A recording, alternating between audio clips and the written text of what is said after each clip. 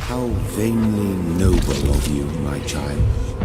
Fear, hate, those are the only flowers your compassion may grow. You get them weapons ready! Find one! Leave me alone! Who are you? Stay back! No, right! Burn it, boys! Over there! Shit! Where'd it go? Untie your bonds, my child. Unlearn your past. Embrace your new nature. And once more be reborn. The vigor in their blood is all you need. We will crush this beast! Crush the leech, boys!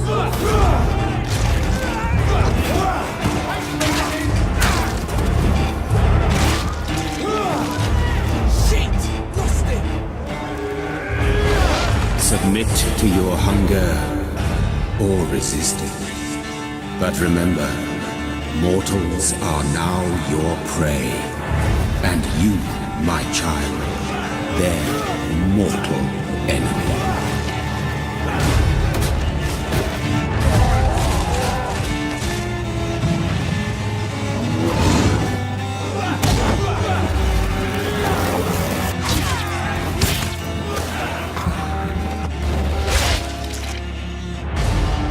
It is the curse of the goddess. It is the hunger in you. The need for blood. The will to strike and to punish. To spit in the eye of God.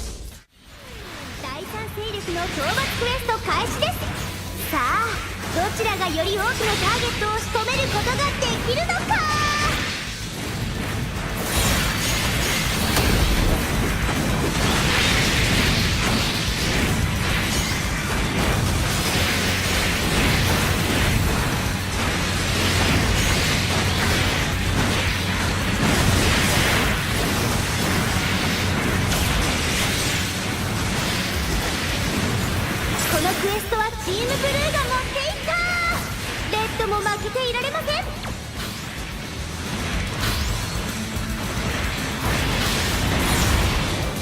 ました、ビッグサイズだー。メガ粒子砲の猛攻をかいくぐり撃破なるか。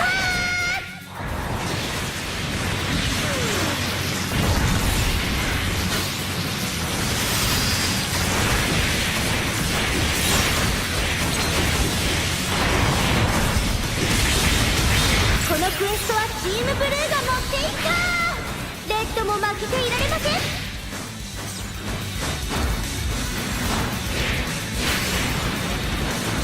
第三勢力の討伐クエストです。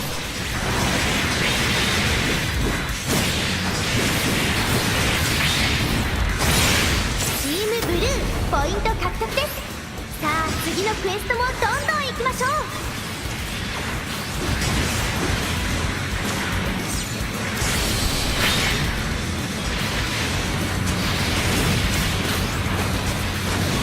第三勢力の討伐クエストです。複数の敵が相手となるとチームワークが試されますね。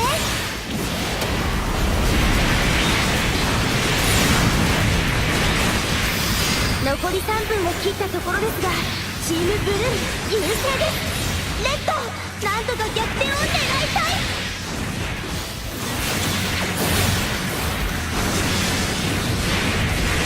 プレイヤー6撃破されました。プレイヤー5撃破されました。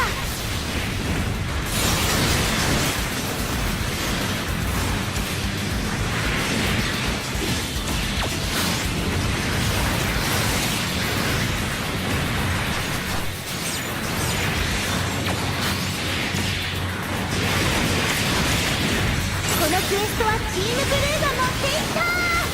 レッドも負けていられません。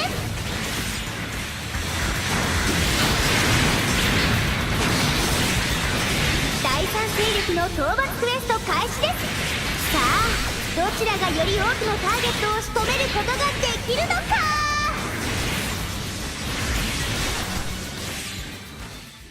Within my tormented soul, I never wanted to know his fragile body returning to dust. I wanted to hold him in my arms for eternity. I had to find a way of keeping him with me. But how? It was then that I had the idea. People in this town did despicable things for years.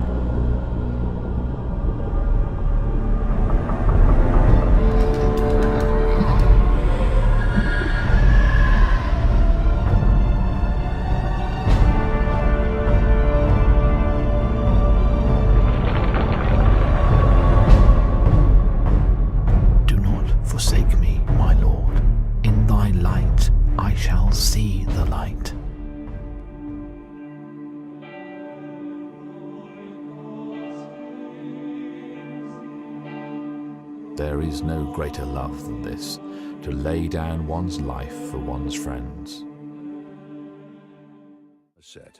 Legendary island home of the High Elves. Some believe magic first appeared along these green and pleasant shores. Others whisper of ancient civilizations and the ruins they left behind. The Queen's decree opened Somerset for the first time, allowing visitors to gaze upon its wonders. Towering spires that reach to the stars, vibrant gardens that burst with color and a variety of life. The mystical Crystal Tower, sacred monument and symbol of the High Elves. For all its beauty and grandeur, dangers await the unwary newcomer. Strange beasts stalk the sky, wilds, and coastline. Now, a new threat emerges from the depths of the sea. Prepare for adventure. Somerset needs you. Hey, it's Rishi here. We know you guys want to see more of the game in action, and what better way to show you gameplay than to break down the final sequence in the Stampede trailer along Sanctuary Shore, showcasing the Stampede system, keeping 24 vehicles together in the action all of the time. Here you can see the Vortex buggy, driven by Jonathan, one of our awesome guys who worked on the trailer. He can see a variety of different routes available, takes the high route, jumps down below, gets in amongst the stampede, takes out a couple of fodder, and earns some boost, and away he goes. So this is one of the AI vehicles in amongst the mix, getting some airtime, and then trying to stay alive. Here's the Enforcer truck, speeding up the ramp, hitting boost in the air, accelerating towards the ground, crushes the opposition before igniting rush and taking out another competitor. Did I ever tell you the definition of insanity?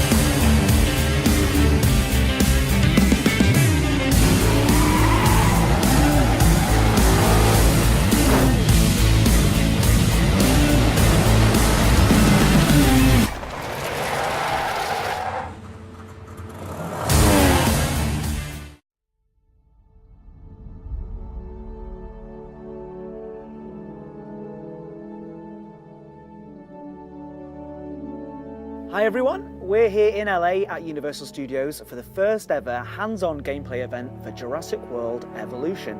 My name's Ed, I'm part of the community team here at Frontier Developments, and I'm joined today by lead designer Andy Fletcher and executive producer Rich Newbold. So obviously, like I said, we came all the way out to LA for this. It's been a really, really special event. We've been working on Jurassic World Evolution for quite a long time now. And today, we've been finally able to show the game off to people outside of Frontier. So how has that felt for you guys who've been working on it for so long? It's been amazing. We're really proud and excited to be working on this game, and it's been amazing just to see people's response to it after seeing the gameplay for the first time. Yeah, it's been fantastic. The feedback's been really positive. You know, the game is what people wanted and more. So, you know, it's just so good seeing that reaction after so long working on it and not being able to talk about it. Yeah, so it's great to finally actually be able to share some of the details with people. So for this video, we thought we would show off the gameplay demo that we've been showing to people behind the scenes. So we've been showing the press and content creators some of the features and a bit of a sort of slice of the Jurassic World Evolution gameplay. So I suppose why don't we just jump into the game right away and show people what it's all about. So Rich, I think you can set this up. Where are we in the Jurassic World? So you're part of the Hammond Foundation. They're entrusting you with the 5 islands that Las Cinco Muertes. And the first island you get given is Isla Matanceros, which is like a little starter island. This park is a bit built up to begin with, just to allow us to demo. We've already got, I mean, you can't make a Jurassic game without dinosaurs. It's kind of like the key thing. So in our park we've got a couple of brachiosaurs already in place. The key thing is the dinosaurs. So we have a dinosaur ready in the Hammond Creation Lab just to show you what we've been working on. So we've been putting a lot of attention and detail into the dinosaurs to make sure that these dinosaurs are the best dinosaurs you've ever seen in a video game. We put a lot of work into how they look, how they move, how they sound, and how they behave. It's one of the key things for us to make a game that's just amazing to look at. Yeah, so there's our Ceratosaurus. She seems fairly happy there, munching down on the meat. So I think in addition to the dinosaurs, there's a load of structured objectives that you can do in the game too. So I'm going to complete this active contract, what we call a contract here. So we've got a science contract active here to perform an expedition for at least 1 herbivore fossil. Now, contracts are jobs that you undertake for one of the 3 divisions in the game. So we've got science, entertainment, and security. And this is for science, so this will improve my standing with that division, and that will lead to further unlocks and further consequences later down the line. So I'm going to head to my expedition center and look at the expedition map. It shows me all the dig sites I've got available around the world. So one part of the game that we're putting a lot of detail into is the authenticity of the game. the dig sites that you're using in the game are based on real-world dig sites, and the fossils and the dinosaurs that you find in there are based on real-world science. We want it to be as real as possible. And there's a lot of information about the dig sites themselves and the lore of the game and the dinosaurs that you're engineering, but we keep all of that stuff inside an InGen database, which is like a repository of information that if you want to get access to all that depth and the detail, if you're a big fan of that kind of aspect of the Jurassic franchise, you can go into here and start reading up about, for instance, the formations in the game, and you can see when these formations were formed in the world, what you can find inside them and the dinosaurs in there. So it's one part of the aspect of the game that we're putting a lot of detail into. Cool. All right, so I'll kick off an expedition. I think I'm going to go to Hell's Creek because that's got Triceratops fossils in it, and that means it should return with a nice herbivore fossil. So my expedition chopper's going to head off there and kick off that expedition. Now, I have released a dangerous carnivore here into my herbivore enclosure, so that's not a great idea. I'm gonna try and move this Ceratosaurus to a smaller enclosure of its own over here. Now I'm going to create that enclosure first, so I'll head to the fence tool and start building the outline of this new enclosure. The Jurassic World Evolution is a management game, and it's about you're building these facilities and expanding them out as you progress through the game. Andy's using one of the creation tools, which is the fence tool, which allows you to really quick and easily make these enclosures for your dinosaurs. So he's using this light steel fence to begin with. As you progress through the game, you get access to sturdier fences and then electrified fences, just to make sure that the new dinosaurs that you're engineering are really, make sure that you're kept inside the enclosure, because if they're not inside, that's when the running and the screaming happens. So it's the key thing of the game is to make sure that your dinosaurs are kept away from your guests. Cool, so I've got a basic fenced enclosure there. Now I need to make this more of a home for the Ceratosaurus, so I'm going to put some water in. So it's got a water source that it can drink from. So if I head to the landscape tools, I can really easily create a quick water source for it to drink from, keep it quenched. And then if I go to the nature brush, I can add forest, and this will make it feel more at home in its habitat. So different dinosaurs have different kind of habitat needs, and I'm going to put those in to make it feel more at home. I can also, while I'm in here, I can also adjust the slope around the enclosure, so I can raise, lower, flatten, smooth terrain. Which is kind of cool from an aesthetic point of view. You see that the fence actually conforms to any terrain edits that I make. And then to finish off the enclosure, or to make sure at least that it can be got to from my ranger teams, which we're going to talk about a little bit later, I'll stick a gate here, and that allows the ranger teams to drive in and out with their 4x4s, which is really important for dinosaur welfare, which we'll talk about in a little bit. And then finishing touch, I'm going to add a feeder in here, because our Ceratosaurus is going to want to eat something when it's touched down. So I don't know if you covered that there, but this the fences that you're placing down, they look kind of they don't look like they're going to be particularly strong against some of those larger dinosaurs. Are these things that you can upgrade and get more? So you need to make sure that the fences that you're placing are appropriate for the dinosaurs you're trying to keep behind them, so that the smaller herbivores, you can get away with a light steel fence. But as you say, the bigger dinosaurs, the ones with more teeth, you want to make sure that they're kept in. So you want to make sure that your fences are as strong as possible. Yes, this is exactly what we needed. Well done completing that contract. So I've now boosted my science reputation by completing a contract, because my expedition chopper came back, and that's unlocked something for me to hit. I've got an interesting opportunity for you to consider. It will allow us to work together to create life. Pure life. If you've been listening to Dr. Malcolm, then you know how important this is to us, and to me. All right, so this is the head of the science division offering me a mission, which is a multi-stage series of objectives which take longer than the contracts to do, but they have greater rewards and more sort of narrative depth to them. So I'm going to start this mission and see what's involved. I knew you were my kind of person. Inquisitive, driven, and I knew you couldn't resist this opportunity. So let's get started. Together, we can create a more authentic version of our dinosaurs. That means a complete genome. And I think you are up to the challenge. Don't disappoint. Okay, so the first part of this mission is to acquire 50% of the Triceratops genome. So in order to do that, I'm going to head to my fossil center. It's where all my dig site finds get delivered. And see here, I've got a very high quality amber fossil, which will give me Triceratops DNA. So when I've extracted this DNA, I should have enough to complete this section of the mission. So another option there as well to sell. So you can sell them just to gain money, and that will, yeah. So there's kind of a trade-off there. Is you can focus just on the dinosaurs, or use fossil dig finds for short-term financial gain. And one part of the game that we're really focused on is not just making sure that the dinosaurs are the best dinosaurs you've ever seen, but the environments that they inhabit are amazing as well. So we put a lot of care into the building systems as well as the islands themselves. So each island has a lot of work and attention being done to make sure it looks amazing as it can be, and we put work into a weather system as well. So as you're playing through the game, there's different weather events that might happen, things like light rain or heavy rain. Some of the later islands have more extreme weather events, so there's a lot for you to do there. These things aren't just aesthetics things though. The tropical storms that might hit you later on have a gameplay aspect. They might come and knock your fences out, they might come and take out your power station. So there's things for you to be worrying about as you're managing not just these dangerous dinosaurs in your facility, but things that might cause them to escape. Now we need to incubate, hatch and house our dinosaur.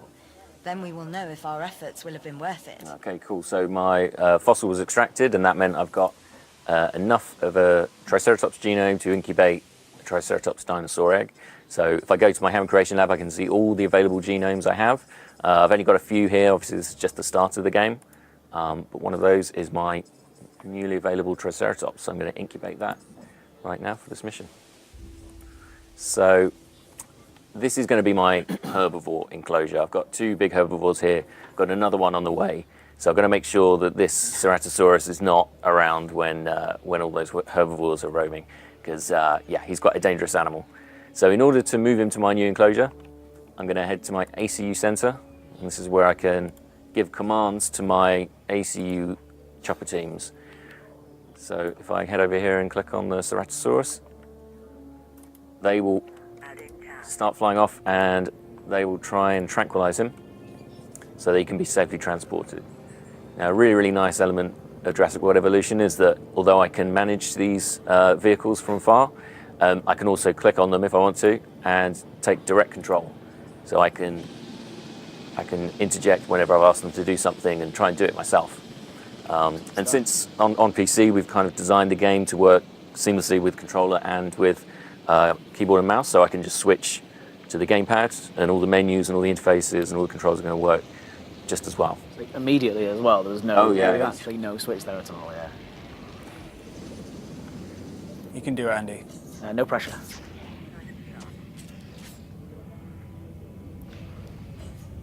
Nice. Yay.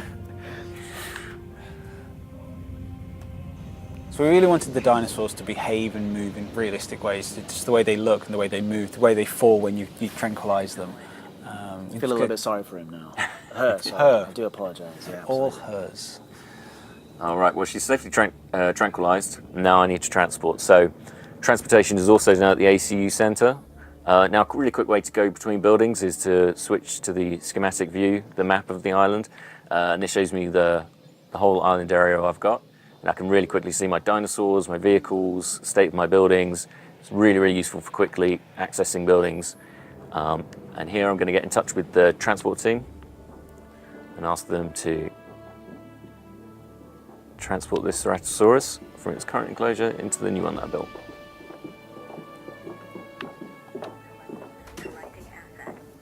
And that poor goat that you created earlier doesn't know what's coming. It might be fine. It might be fine.